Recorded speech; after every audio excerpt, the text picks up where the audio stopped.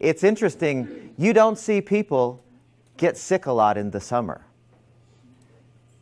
But you do see people get sick a lot in the winter. That's actually a good point. What's different in the summer than the winter? I can think of two things. You're outside more. And, so what's outside more than in the summer? Outside more in the summer because it's warm. But in the winter it's cold, so you want to stay inside. Right. So there's, in the wintertime, you're inside more, so you also get the air that's not outdoor air. It's all, so people are sneezing and you're going, right? There's less, I mean, the sun's not out as much, so Yeah. you're not as exposed to the sun. That's the other thing. Fresh air, sunshine. I mean, just exactly what you said. There's evidence to support exactly what you said. And the third thing that I would suggest, so get out in the sun, get fresh air, and the other thing that is really cool, have any of you ever heard of the term grounding? So for me, that sounds crazy to probably most of you guys, but putting your bare feet in the dirt. In the dirt and the grass. Grounding to me.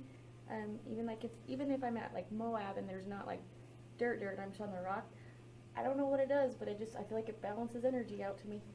Yeah, and that's not just anecdotal. There's a lot of good evidence to show that when you do walk barefoot in the dirt, in the grass, on the ground, there's actually, they call negative ions, not negative in a bad way, but negative ions that go into our feet, up through our body. It's balancing, it's supportive.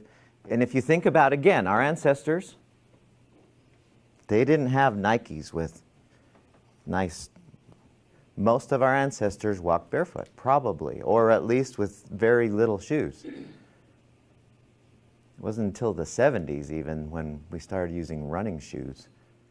So that's the other thing is, get outside, get in the sun, with as much exposure to the sun as possible for a limited time. Breathe in the fresh air like our ancestors did and take your shoes off. If you're going to mow the lawn, well, maybe not mow the lawn. I'm not brave enough to do that yet. But take your shoes off. So, for those of us that work graves, I'm not outside, I'm not going to lie, because I'm either at school or at work, what do you recommend? So that you get your vitamin D Vitamin D or- pills. I mean, take vitamin D supplements. Yeah. I mean, it's not going to be as good as the sun, but you just have to sometimes. And even there's people who will say, well, from about October to about March, the sun, as it hits the planet, isn't quite strong enough for the ultraviolet rays.